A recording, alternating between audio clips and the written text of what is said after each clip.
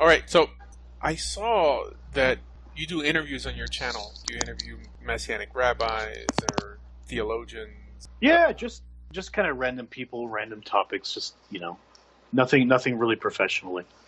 I also try to do interviews on my channel too. It's kind of 50-50, split between debates and interviews. Mm-hmm. I think you consider this an interview or just a discussion, a healthy back and forth.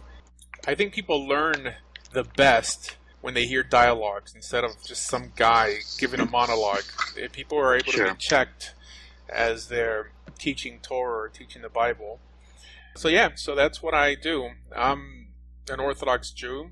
I don't believe in Yeshua, and I've been doing this, i.e. Judaism, for the last 20 years. And for the last probably 17 of those 20 years, I've been teaching Torah online as I would acquire it. And I think I've learned most by just researching and putting class together and having discussions with people. Sure, yeah. Similar to the discussion we're having now. I'm just here to learn. But if there's anything that you can correct me in, or maybe I could sort of sharpen you in, I think could both benefit.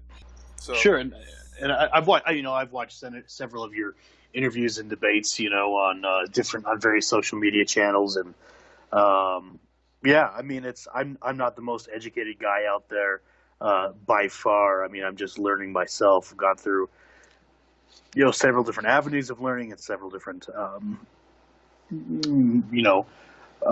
places of identity, and in proclamation as far as faith and background and all these different things. And it's really I'm just kind of excited for the next 30 years of my life to find out where in the world that goes. I hear you. But yeah, I'm not married to any one belief system, although I've been Jewish for the last 20 years. I'd convert to Islam, Mormonism, any ism out there in a heartbeat if I found a more ethical, stable system. Mm-hmm. So because I've been in Judaism so long, I don't think another system exists that is ethically superior. Now, there's many offshoots that are built off Judaism, Islam, Christianity, even modern-day phenomenons like humanism, ethical atheists. I lump them together with Muslims and Christians in the sense that they build their ethics from Torah. The average atheist, the average humanist, claims to be ethical nowadays because they for sure had someone in their past, a great-great-grandparent who was religious, who laid down that ethical path for them to walk on. So it's easy to claim to be ethical when you have an ethical religious backbone, even though you don't want to acknowledge it. Right now, eventually, I do believe their philosophy will end up catching up with them. And examples like the Soviet Union, people who really tried to reinvent the wheel when it came to ethics, and they just ended up leaving a trail of carnage.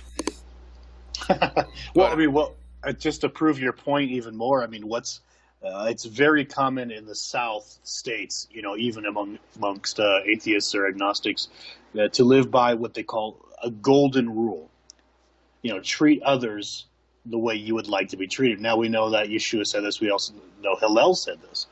And the sages have been saying this for thousands of years, but for some reason it's this look what we found. We made this, humanistic code, if you will, the golden rule. Look what we've invented. Oprah's quoting it, and everybody's quoting it like they've invented it. And it's like, Hillel wrote that a couple of years ago. Right. It's not a new thing. I think that golden rule could only get you so far ethically, though. And I think the reason it resonates with secularists is because it's actually built inside of us, a basic sense of morality that at least gets you that far. And I think that's where Torah could finish the job. I don't think the Torah is there to make you good, but it's there to make people who are already good better. Right? Yeah. That whatever will get people to behave more moral, I'm all for it. In some cases, that's even becoming less religious. I won't deny that the world would probably be a better place if every radical Islamist became atheist tomorrow. It's not always more religion that's the case, right? But sure, yeah. Are you Jewish or are you a Messianic Jew? Do you believe in Yeshua? Yeah, so I would fit in as far as Judaism goes,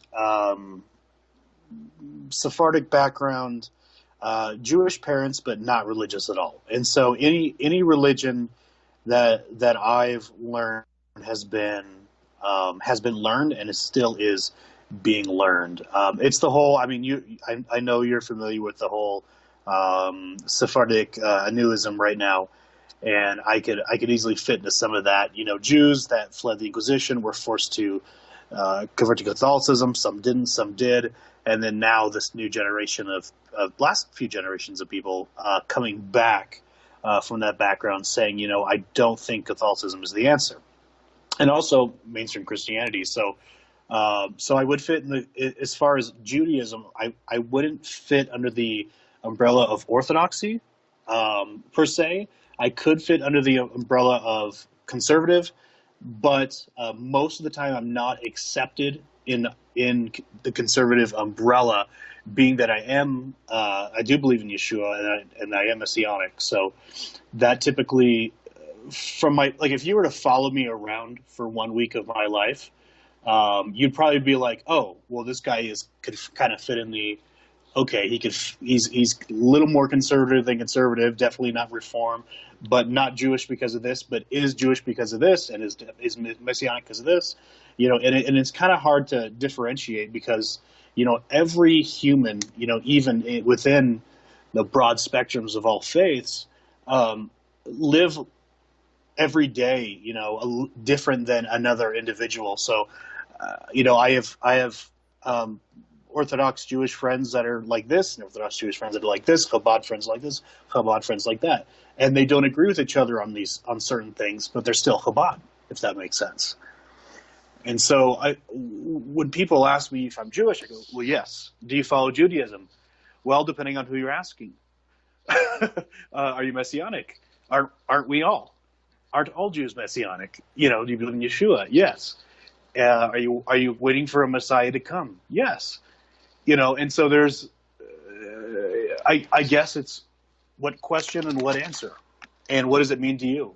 You know, if a Catholic is asking me, it's going to be a whole different answer, but it's going to lead to the same conclusion. Mm-hmm. To just touch on something you said in the beginning there, so Jews weren't really forced to convert to Catholicism during the Inquisition or before the Inquisition, which is ultimately what led to the Inquisition, the expulsion of Jews from Spain, right? They were given the option to either convert or leave. So those who stayed for whatever reason, I figure monetary in most cases, many of them kept their Judaism secret, and that's why they unleashed the Inquisition to sort of flush these people out. But like you mentioned, that's a good correction. That's a good correction. Thank you. No, I apologize. Cool. Most people don't know this, anyways. Yeah, in most of the history books, they do talk about forced conversions. And when you talk about it, it's not really forced if you're given an ultimatum. But I guess some people said, hey, you know, I've lived here for generations. I want to keep my land or my job or whatever, and so they pretended. Right. Or did. In Hebrew, they say anusim.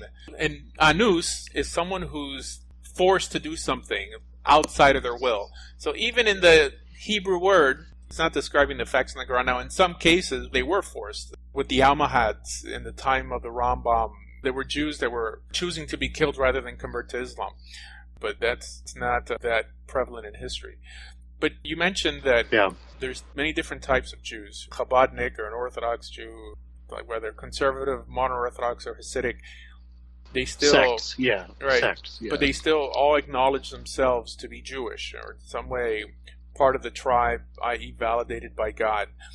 But how does a Messianic Jew fit into that mix when the New Testament, I would say Messianic theology, excludes anyone who happens not to believe that Yeshua is the Messiah? For example, I just had a discussion with a Chabadnik, with the Meshachist, someone who believes that the Rebbe is Mashiach.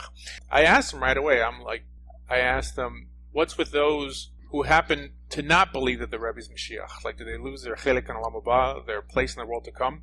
And he's like, Chas v'shalom, no, a Jew is a Jew, and all Jews will get a place in the world to come. But Christianity or Messianic Judaism or the Brit Hadashah doesn't take that approach? No, that's a great question. I mean, that's something that, I mean, we've been, discussing for about 2,000 years. And so far be it for me to have the perfect answer.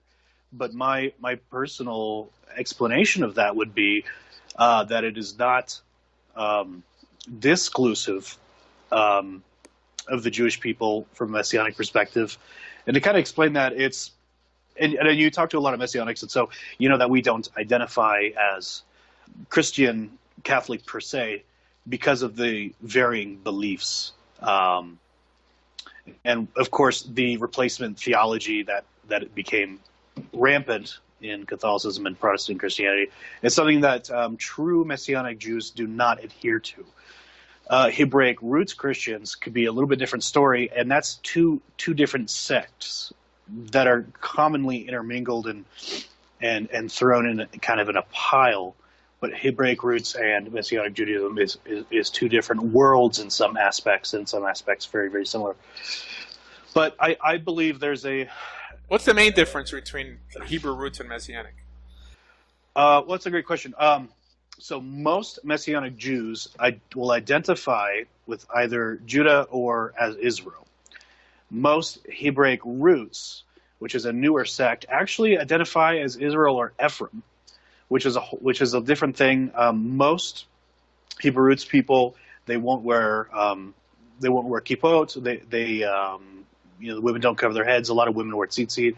They have colored tzitzit. They don't want to follow the diaspora calendar, the little calendar, and essentially really want to be as far away from any tradition or Talmud at all. And so, at a Messianic shul like the one that I am with, you walk in, you kiss a mezuzah, you walk in, your head's covered. There's a Torah procession. It's in Hebrew, and it's very respectful of the traditions. Of course, it's open to different people, but you typically won't walk into a Messianic shul and hear like the sacred name be spatted off in every corner of the room. It sounds like Hebrew roots is Karaite Messianic Judaism. That's exactly what they call it. Kind of the leader of it was Michael Rood for a while, and then it became. Right. So he's a Karaite. I worked for Hebrew Nation Radio for several years. It was where I attained my second ordination. And I got really tied up in it, and then I realized this is kind of crazy, and a lot of it actually felt anti-Semitic, and it made me really feel uncomfortable. And so and that's a whole different story. And now most of Hebraic roots is really really follows Nehemiah Gordon. And so they don't do Shavuot until Nehemiah says it's time for Shavuot. I mean, it's so interesting because Nehemiah Gordon, being a Karaite Jew, or at least some sort of traditional Karaite Jew, I mean, he's not Egyptian. Yeah. At least once he follows in Jerusalem. He doesn't believe in Yeshua, but his students do believe in Yeshua and view him as their Rebbe. one of the main leaders. And it's kind of funny how that happens. In Messianic Judaism, you have more rabbis with Jewish backgrounds. And that's some of the biggest differences, is Jews that want to believe in Yeshua, but not give up a Jewish culture, lifestyle, and practice. Hebraic roots is mostly people that came from the Christian background that want to observe the Torah without Jewish tradition, practice, and culture. And so, like Friday night at my house, we're lighting the Shabbat candles, right? Friday night at a Hebrew roots house, they're not doing the candles. I'm doing the rock for the washing of the hands, and they're not. And it's just kind of an interesting look. And I don't follow Judaism, perfectly, not by any means, but you will see that it really does split. And so even in Colorado Springs, where we have, 300-400 people that we could call the Messianic community, I would say out of maybe 300, only 100 actually practice more of a Jewish lifestyle. Now, obviously, you can't be glot kosher in Colorado Springs, but unless you're going to order everything in. But there is, because it's not really a Jewish community, but it's a whole different system. It's a whole different lifestyle, and I think that's some of the biggest differences. Messianic Judaism really has a heart to not be disrespectful of the Jewish people and understand that we came second, that we're kind of the second born son, if you will, in this faith that we claim. and that it was the Jew first, and we need to be respectful of that. And when we walk into a household or a people or a covenant or a tribe, we need to follow the customs of that household, not them have to follow the customs of us. Hebrew roots is kind of a free for all, and I've been on both sides, and that's how I've seen that. But I wasn't raised Jewish. I didn't get a Jewish background. I wish I did, but I'm glad that I'm learning more and more now that it makes more sense to me. I know a lot of people that are my friends growing up, they were Jewish when they were kids and went to temple and everything. And by the time they're 18, it's like, who cares? They don't, they're absolutely agnostic atheists. They just don't care. They believe there is no God. And so with me kind of finding everything now, it's a little more of a spark, a little more of a fire, and I think I'm more able to appreciate it. But hopefully that explains a little bit of the differences between Messianic Jews and Hebrew roots, which is short for Hebraic roots Christians, right. Christianity. Do you have any questions for me? I got a pile. But oh, great. That's cool. I'd rather you not answer the initial question that I asked you. That's why I sort of threw another one in there, because it's not going to lead us anywhere in terms of how exclusive Messianic Judaism really is compared to the attitude that most Messianic Jews have towards born Jews. But you can ask me a question. That's cool. I was kind of curious. You said you were a Baptist minister. When you went from that, what was your next step after that? It's funny. I actually went to a Mike Root conference. Mike Root has been doing this for a long time.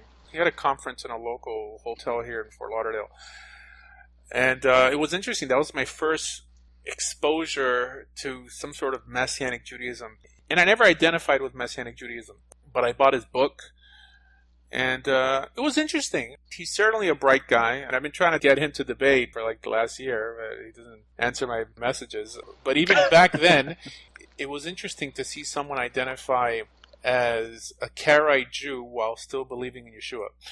Anyways, through study, I came to the realization that Yeshua wasn't the Messiah, and I was forced to continue my journey without him, which only led me to Torah Judaism. And then throughout the years, I've come to realize that Judaism does not revolve around the notion of a Messiah. Judaism actually revolves around the idea of a good God and his instructions to better this planet. That's really the basis of everything I teach. Sure. If the Torah felt that the notion of the Messiah was so important, it would have said something about it, at least something more explicit instead of the foreshadowings that people point to. There's no mention of heaven, there's no mention of hell, there's no mention of a resurrection of the dead, there's no mention of a literal Messiah. I know that Messianics point to with Genesis chapter 49, Deuteronomy chapter 18, to point to their Messiah, but it's not a literal Messiah that appears in Torah. It's always some sort of foreshadowing. And I think that if God wanted us to focus so much on a coming Messiah, he would have mentioned something at least more explicitly about it. And all he really does mention in terms of how we get validated by him is to keep his instructions. He says that you keep my hukim, my mishpatim. It says you'll have rain in its season. You'll see your children grow old, and you'll have peace. And that's it. All the other books outside of the Torah just resonate that message, and it just amplifies Torah.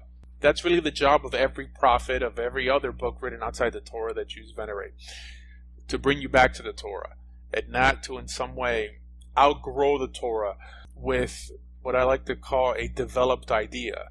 In other words, the notion of Messiah is an idea that was developed by the judges, by the prophets, by rabbis. In other words, Judaism does believe in a Messiah, but not because it appears literally in Torah.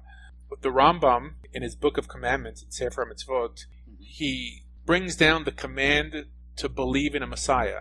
Right? So Sefer Mitzvot enumerates the 613 commandments that appear in the 5 books of Moses. So what verse does he tie it to? Because he has to tie every one of those 613 commandments to a place in Torah. He ties it to Deuteronomy chapter 17, the command to establish a king. So if that's the closest thing that Judaism has to a Messiah, then that Messiah doesn't resemble the Messiah people are waiting for today. It's just a king. And if you read that passage, the end of chapter 17, very clearly it says that this is almost an allowance, that you're allowed a king if you want a king, but it seems like you don't even need a king. And we know the prophet Samuel tells the people of Israel that you don't want a king, you don't need a king, God will be your king. So God clearly says there that if you want a king like all the nations of the world, you shall elect the one I will choose. It seems like they've done a lot with that passage, that now Judaism revolves around the idea of some sort of king. Some people have made him God himself. Even the rabbis speak of him coming in the clouds. It just seems like it's an idea that's been blown out of proportion. Now, mind you, if you're looking for an office to venerate in Torah, then venerate the office of the priest. I mean, that's an actual office. If you look at the commandments tied to priesthood, sure, yeah, there are serious commandments compared to the commandments tied to a king. I mean, a king just has to write an extra Torah scroll. He has to write 2 Torah scrolls, not acquire too many horses. It's very simple, at least from a Torah perspective, to be king. To be a high priest, that's a job for the big boys. You know, so it seems like they've done House a in lot. order, Yeah, full beard, yeah, not to give themselves to drunkenness. There's a lot. There's a lot. Yeah. Now, I'm not blaming Messianic Judaism here, because I actually view Messianic Judaism as a form of Judaism. In other words, everything, almost every tenet of Messianic Judaism could be found in Kabbalistic literature. Now, back then it wasn't known as Kabbalah, it was known as Gnosticism. But fine, they're Jewish ideas. Now, something could be a Jewish idea and not necessarily be found in the Torah. Well, sure. We have the Jewish idea of a Moshiach ben Yosef and Moshiach ben David, and that's it's not specifically found in the Torah. It's this idea of how do we explain Isaiah 53? You know, how do we explain this Mashiach that we want to come save us from kind of this hell of this world? No pun intended, I guess, or maybe a pun intended. But you know, there's a lot of what I've seen is a lot of the ideas that even Christianity has, or Messianic Judaism has today about a Mashiach, comes from comes from sages' writings. You know, not like you're saying, not specifically found in the Torah. So, but if you tell most people that the ideas that they have about a Mashiach, specifically their Mashiach, come from the writings of many sages, of Jewish sages, people would they would run the other direction. You know, and I said something earlier this week. I said the idea of a Mashiach belongs to the Jews. It is a Jewish idea in a lot of ways, at least as far as what we've, you know, our normative ideas today. If I were to walk to someone on the street, what's your idea of a Messiah? I truly believe that a lot of the roots that they've been taught through whatever religious avenue is really rooted in a lot of the writings of the sages. That's just my take on it. Right.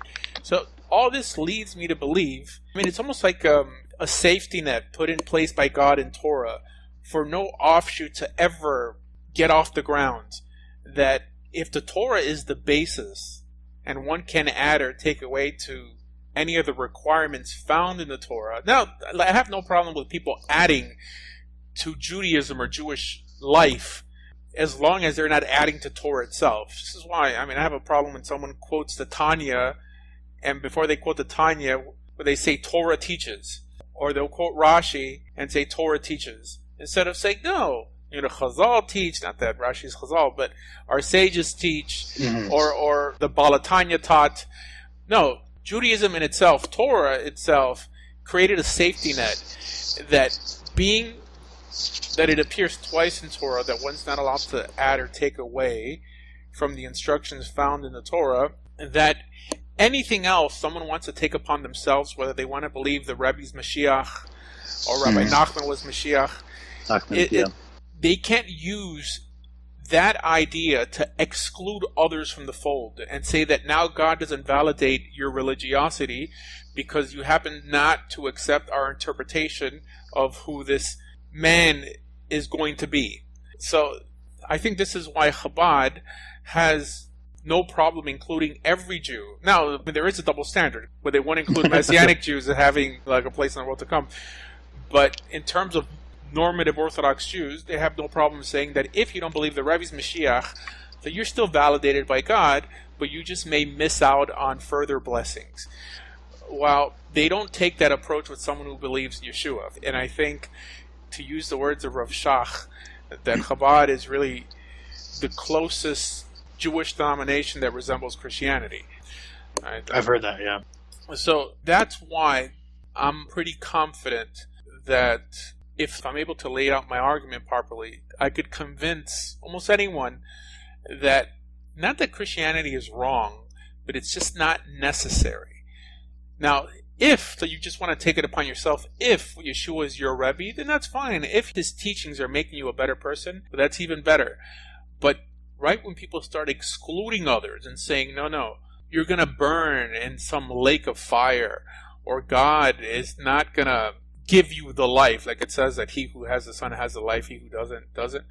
Right when you start saying that, you begin carrying God's name in vain, giving a wrong representation of the God of Israel, the God of the Torah, who said that the only thing that we have to do is keep his commandments. That's all we have to do. Which is why I have no problem accepting a Messianic Jew like a fellow Jew in the covenant, 100%. Why? Because the Torah never mentions literally the notion of a Messiah. So why should I exclude you just because you happen to believe Yeshua is the Messiah, even if you believe that he's an earthly, carnal representation of the God of Israel? I appreciate that. And I think that's where, and it's interesting you mentioned a kind of a double standard of Chabad, because Chabad is a very, very interesting thing. And I know a lot of people don't accept Chabad as really orthodox. But when I was speaking with a Chabad rabbi locally, and I won't, a lot of respect for him, absolutely a lot of respect for him. But we were talking, and he said, he said, I just want to let you know that your belief in Yeshu is idol worship, and I just want to let you know that, but you're still welcome to come over for Shabbat. And I said, I appreciate that, but I don't worship him as an idol. I don't worship him as a god or anything like that. And then he said, well, that's what Christians do. And I said, yeah, that's what Christians do. And I said, we want a Mashiach, right? And he goes, yeah. And I said, so it's kind of like we're betting on horses. I say it's this one. If you say it's Schneerson, and I say it's Yeshua HaNatzari. And I said, maybe we place bets on each one, but we're both wanting the same race. We're both wanting the same finish. And when one of them shows up, we'll know who's who. And he didn't like that analogy. And I didn't want to be disrespectful to him. I was not calling, Reverend Menachem Schneerson a horse by any means. But the way I saw it was, if I believe in Yeshua's teachings, and I call him Rabbeinu Yeshua, and if I believe his teachings are to make me a better person, a more spiritual person, a stronger person, and to lead me towards the Torah, then isn't that what any Rebbe would do? But I think it's when the majority of Christianity, Catholicism today believes wholeheartedly and teaches that Jesus came to lead people away from the Torah. I said, well, then he would be a terrible rabbi. If you think about it, why would you want to follow someone who leads you away from something that David said it's a tree, it's Chaim Hi, it's a tree of life to those who uphold it, and in Devarim, of course, it says, it is good. It's not that hard for you.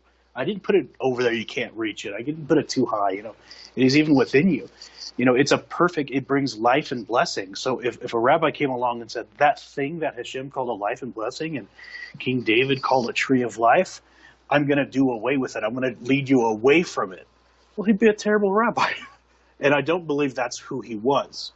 I believe when he said, you need to go to the synagogues and learn from the rabbis. That was one of the mitzvot of Rabbeinu Yeshua. And a lot of people skip over that. And when he essentially says you need to learn Judaism. That's what he says. And what happened, in your studies, 325, 326, Council of Nicaea, blah, blah, blah. Everything gets political, right? Everything becomes a power and control move. And that's when I believe it became very inclusive. If you don't bow to the Roman and the papal authority, you will burn in this lake of fire, that we stole from the ideas from the Greeks, really. It's not in the Torah. These things, and it becomes a power play, and it's illegal to even be seen with your Jewish neighbors. And eventually, by 500s, Jews can't even serve in government in Europe. 504, 550 to 600, and I know the effects of the Spanish Inquisition went until the 1800s in the North Americas, because my family felt it.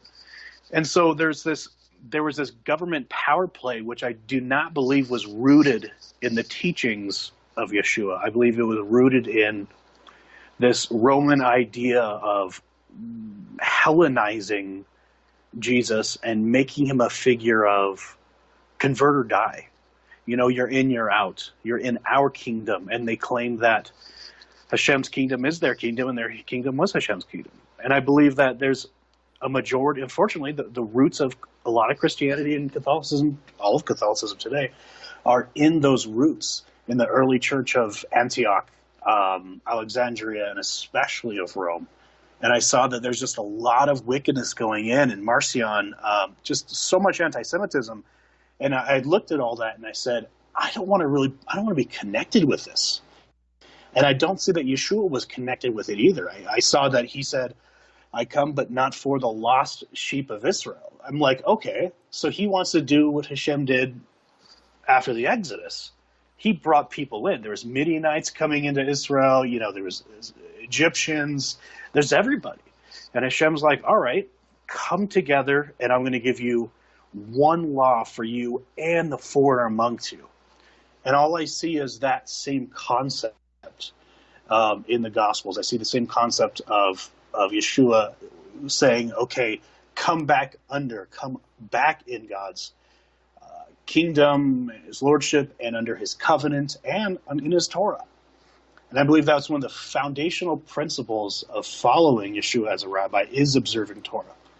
And I believe that's one of the most lost basic principles in the last 1,700 years. I don't have a problem with you or anyone viewing Yeshua as their Rebbe, but I think it's the inclusion of Paul and all the ambiguous statements that he made in his writings that has caused the problem yes, that we've seen in the last 2,000 years with the progression of Christianity. So how do you view Paul's supposed ordination as an apostle? I mean, it's enough saying that you believe in Yeshua as your Rebbe and the rendition of his life that appears in the four Gospels, but who really gave Paul the authority to lay down Christian theology to such an extent that Christianity, even today, I would say 98% of Christianity, they almost boast in the fact that they don't keep Torah. So yeah, oh yeah. It seems that if Paul was to be included in Yeshua's mission, then Christianity or Nazarene Judaism failed in its mission. If you view Yeshua just like a prophet that appeared in the Hebrew Scriptures of trying to bring people back to Torah, calling these people hypocrites, that they're missing the mark, that they're like whitewashed tombs, and then suddenly Paul comes, and in some places it seems like he's for people keeping the Torah, but then elsewhere he has a different standard for Gentiles. It seems that if the goal of Christianity was ultimately to bring people to Torah, then Yeshua and his entourage failed in their mission, because for 2,000 years Christians are not known for keeping Torah. Yeah, no, I know it's really hard. It's a big piece of gristle that's been in my molars for several years. I look at, has it failed from an outside, from a perspective of are Christians today following Torah? I would say no, not to the standard that I believe Hashem wants them to, not even close. But what happens is now we have a movement of billions of people who are abiding by, at least 8 of the 10, 7 of the 10 words. We have people with Bibles in their households. I'm in a hotel room right now. There's probably a Bible in here. So this thing that seemingly looks like it may have failed inadvertently got the Torah out to the world in almost every language and tongue on this planet. So in a way, it has been fulfilled, but not fully. I see that prophecy has been fulfilled in certain ways with even the Christian movement, but not at a full thing. It's like when you see people coming into, after the Exodus, people are coming in and they're living in these refugee cities. And so, people are coming in and they're starting somewhere. They're not, hi, here's 613, check them off when you've got it done. It's for a lot of people, they were raised, in Midian or Mitzrayim, and these different cultures, and they had to slowly be kind of integrated into Israel and the mitzvot through these avenues. And so I see that. I'm not saying that Christianity as a whole is in kindergarten. That's not what I'm saying. But I'm saying in a way there's not a fullness. There's not a fullness in even understanding the Torah. It's not even being taught. So I feel like it's a start. I feel like it's a piece. It's a movement away from the Gentile world and a movement towards Judaism and the Torah. It's not a huge leap. And there's people, like you said, there's people bragging. You know what I mean? I saw a T-shirt that said bacon, another reason I know Jesus loves me. And I saw that T-shirt and I was like, I have no words for you right now. I want to slap you, but that's not the right thing to do. I'm just going to turn. I'm just going to walk away. No, but I mean, failed from a different perspective. Failed in the sense that what if Paul and the other apostles reached out to the Gentile world with straight Torah Judaism? Sure. Would you think that the world would have been better off if they would have bypassed Nazarene Judaism and the story, or their rendition of the story of Jesus or Yeshua, if they would have bypassed that and just went straight to Torah? We clearly would have had a better outcome, no? That's a good question. I didn't get to live in that dimension. I don't know, but we have this interesting thing where people were sent all around the world and they heard of Yeshua, and then they eventually they heard about the Torah through it. So in a way, it could have been better, but also in a way, more people around the world at least have a Torah in their hands than ever in history, ever. And this could not have been possible through this seemingly failed ministry. No, I appreciate Christianity, and I even have a video called "In Defense of Christians." And I know that it's not just me. I mean, the Rambam makes a statement that Christianity and Islam were almost vehicles that God Himself used to bring the world to ethical monotheism, and this was a task that was initially given to the Jews, but they failed to do it.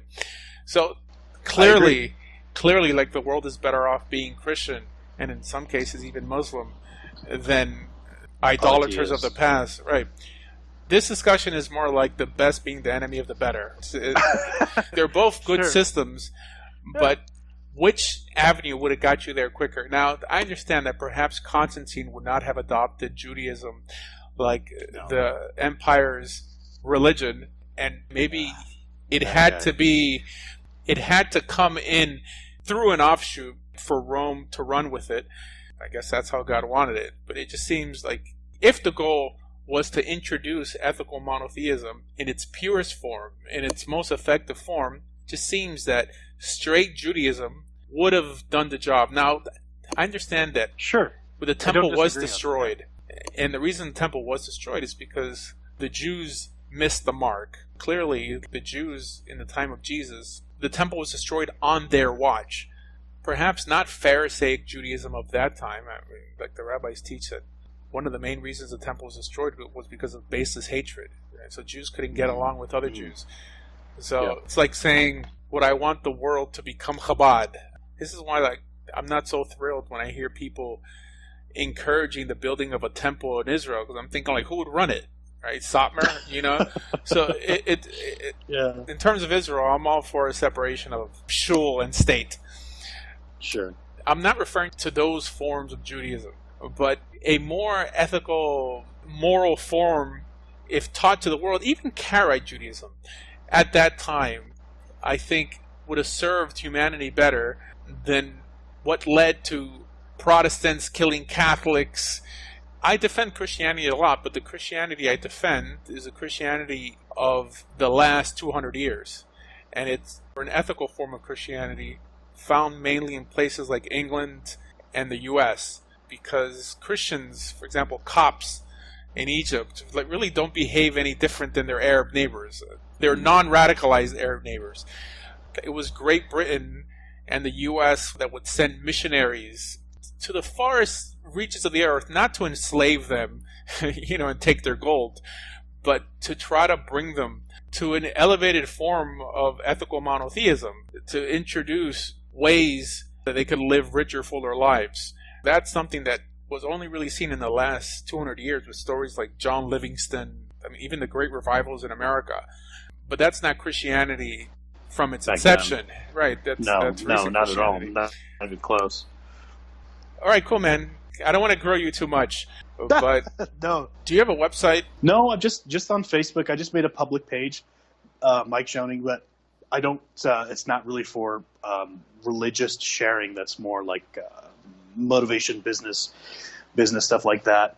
But I do have my personal profile, and that's I'll let people in on there if they want to get in the religious discussion. There are thousands of people in the Hebrew roots background in there.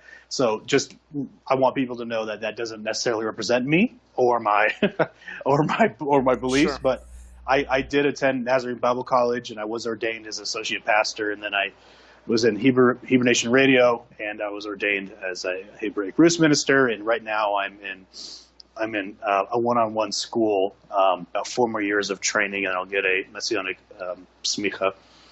But that's years out.